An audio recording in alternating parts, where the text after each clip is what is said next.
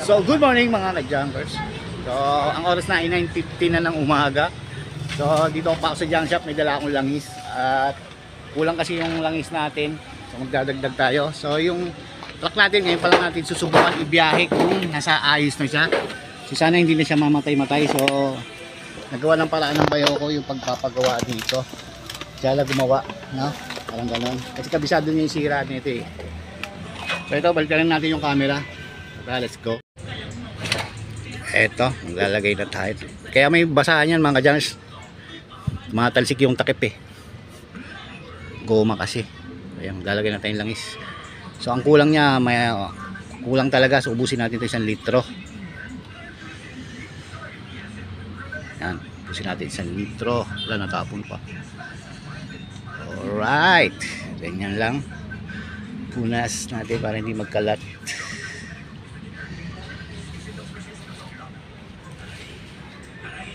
So update ko na lang ulit kayo mamaya pag tapos natin doon mag-deliver. So i-deliver natin. Meron tayong tatlong klaseng i-deliver, puti, assorted, tapos karton. Konti lang to. At sana mamaya diretso na kapag tapos ng deliver mga dyan. Baka dumiretso kami doon sa hakot namin sa condominium. Hakot kami. Tapos may hakot din kami sana sa eskwelahan. So kailan matapos tong linggong to. At magpipili pa kasi ako ng sibak mga ka-junks eh. So, kasi magre-rehistro na itong truck, mapapaso na yung rehistro na ito. So kailangan pipinturahan pa to dahil napakahigpit ng LTO dito sa amin. No? So kung hindi man siya maparehistro, mahigpitan man, at least mga deliver namin, ay deliver na namin. No? So yun, update ko ulit kayo mamaya pagdating natin doon sa rektahan ng papel. At sana makapag-video tayo doon.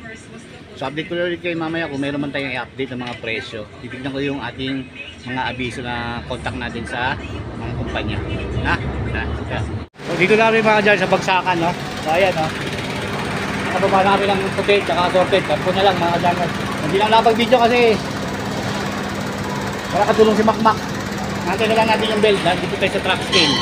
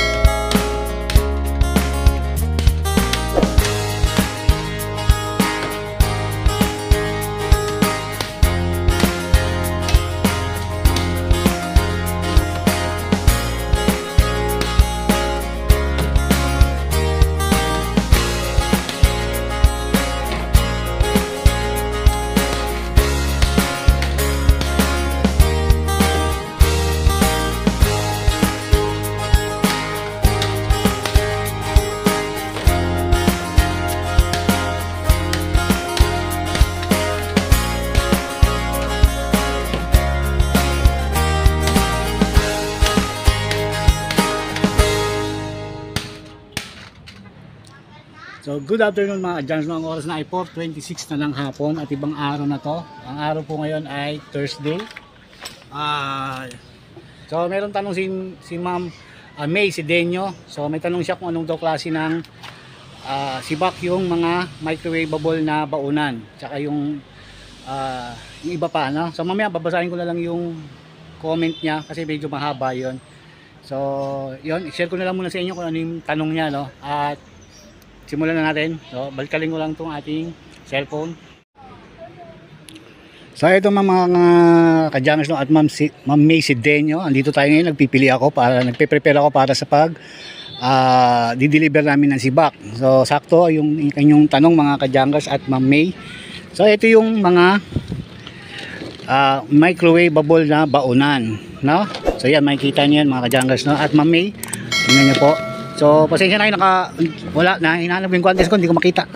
So mabaho yan, kasi nga baunan yan. Galing pa sa catering to mga ka-junkers. So itong nakikita nyo mga ka-junkers, Ma'am May, ito po yung PP Trans ang tawag po dito. Lahat ng microwave oven na baunan, no? So ito yung tinatanong naman, yung lalagyan ng mayonnaise. So ito, ayan, pasok pa rin yan PP PP Trans pala to mga ganito na ako. So ito PP Trans yan lahat, yung mga microwave bowl. Kasi ito tinatanong niya itong mayonnaise na lalagyanan.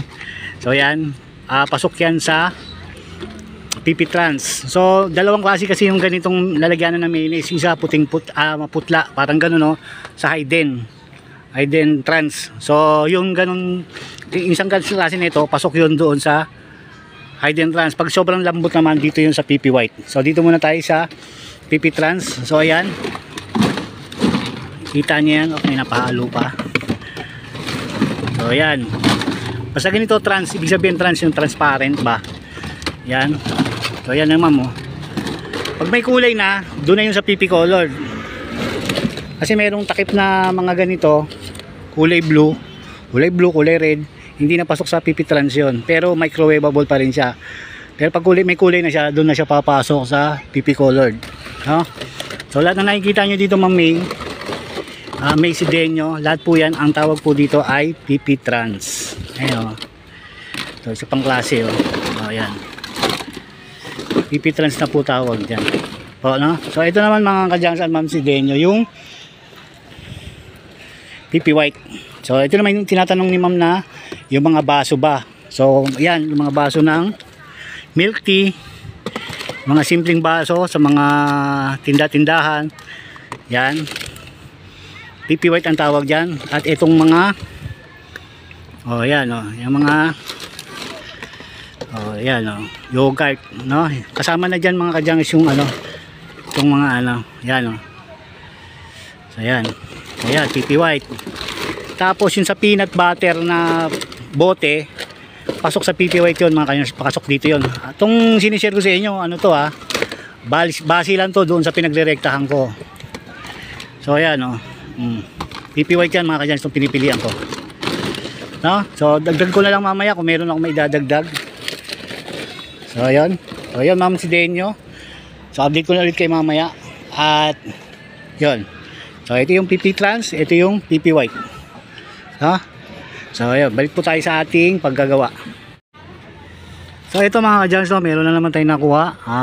Share lang ulit natin kay Ma'am May Sidenyo, no? So itong lalagyanan na to, yan nakikita nyo mga kadyans, no? Saan yung papasok? Ang tanong, dito ba yan sa PP Trans o sa PP White, no? Sa rektahan ko mga kadyans, pasok to mga kadyans sa PP White.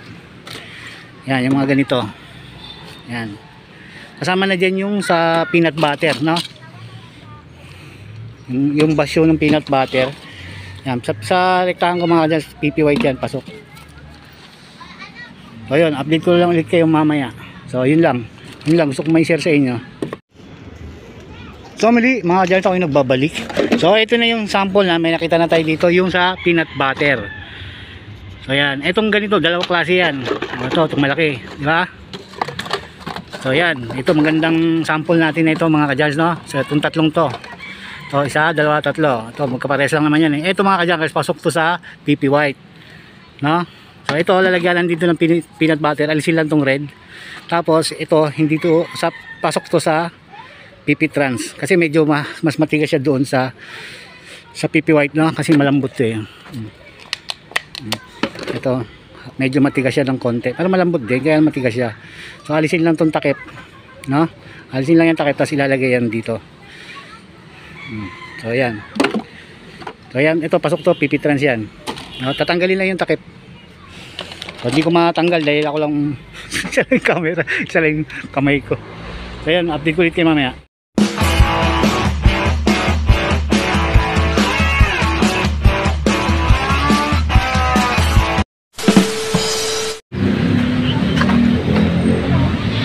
So good morning mga ka-jammers. Dito lang tayo sa shop. At yun, may pipick up na ng hero natin si Ma'am.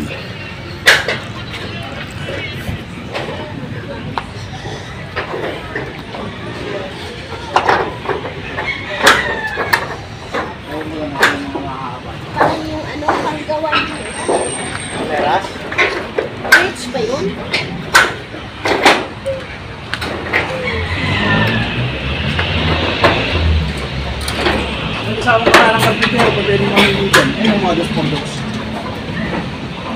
Nasa ilalim, mga 2x2 yun. Gano'ng kaba yung ba yan? Hindi ko alam eh, ay mahaba. Haba ng mga gis din. Magkano ano? Parang hindi nagalaw eh. Magkano ano yan yan? Hindi ko lang alam kung magkano pasa ni May.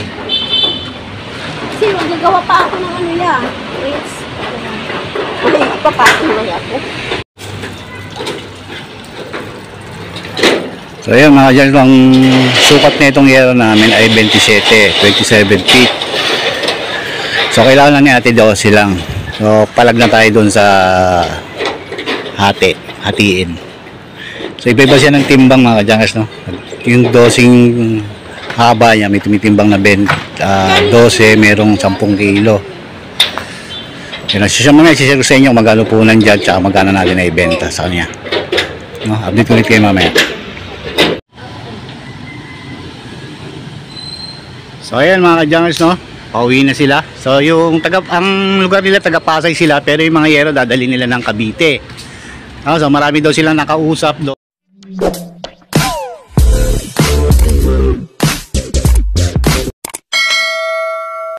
There's no 3:34 ng hapon. So March 9 ngayon. Katatapos ko lang magpili mga kadyangas, no? So pinapasok ko na yung mga jumbo. So ito yung iba. Balik ka rin ko na yung camera para makita niyo.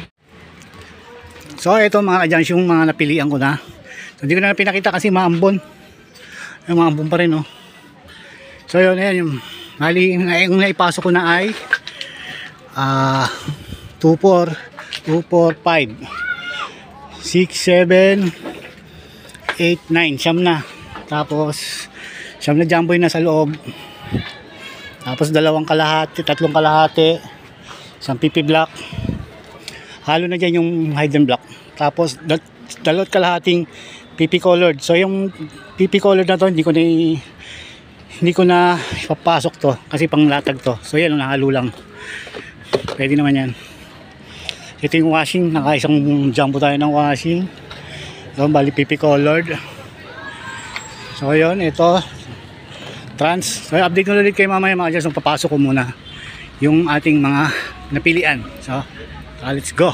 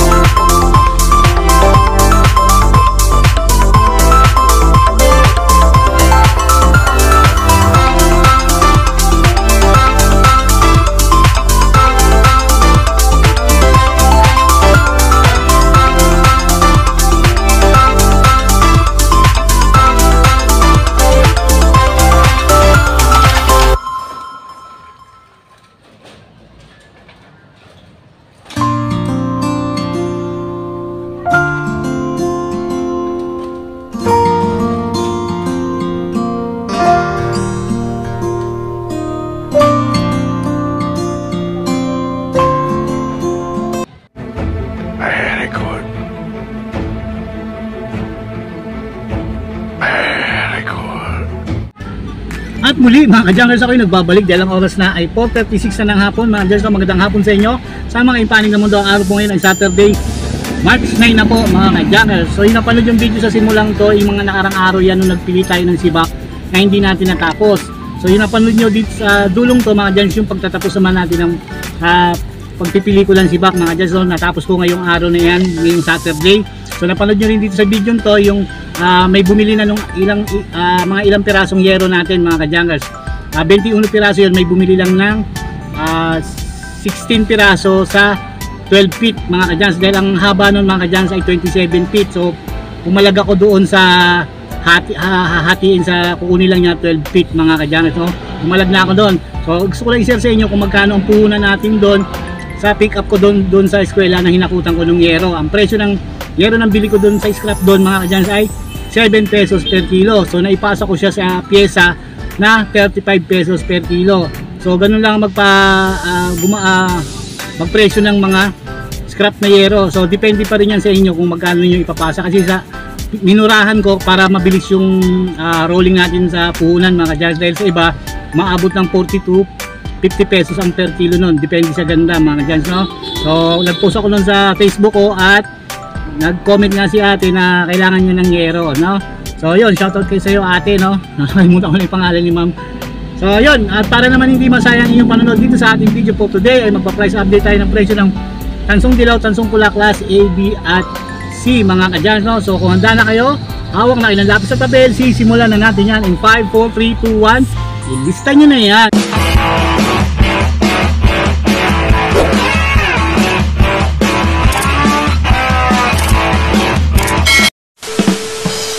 So inuulit ko, effective to March 9, 2024. Kaninang umaga yan po mga ka-junkers, inabiso sa akin. So handa na kayo, simulan natin sa tansong dilaw. Ang presyo ng tansong dilaw doon sa ating direktahan ngayon ay 303 na po mga ka-junkers. So punta na tayo sa tansong pula class A, B at C. So magsisimula tayo sa pula C. Ang presyo ng pula C doon sa ating direktahan ngayon ay 423 na mga ka-junkers per kilo. So tumaas to, at yung syempre kung may pula C, meron din pula class B. Ang presyo ng pula class B doon sa ating direktahan ay 447 na mga ka-junkers per kilo. At syempre yung pula class A, yung pinakamataas na tanso sa ngayon ay pula class A. Ang presyo ng pula class A ngayon doon sa ating direktahan ay mga ka-junkers ay 462 na po mga ka-junkers. So yung mga nabanggit kong presyo, gawin nyo lang ang guide, ipagkumpara nyo lang yan doon sa binibenta nyo malalaking junction man o sa mga exporter ninyong pinagbibentahan, dahil iba-iba rin po sila ng magpipresyo, no? So sana nagustuhan nyo ating video for today, paki-like naman. At kung di pa kayo nakapag-subscribe dito sa ating channel, click yung subscribe button, hit notification bell para ma-update po kayo sa mga bagong i-upload ko pang mga video. So muli ako po ang inyong ka-junkers na si Erwin. Kita-kita po tayo sa sunod. See you on my next vlog. Bye-bye mga ka-junkers. Paki-share naman ng mga video natin mga ka-junkers, no? Maraming salamat sa inyo. Peace out, yo!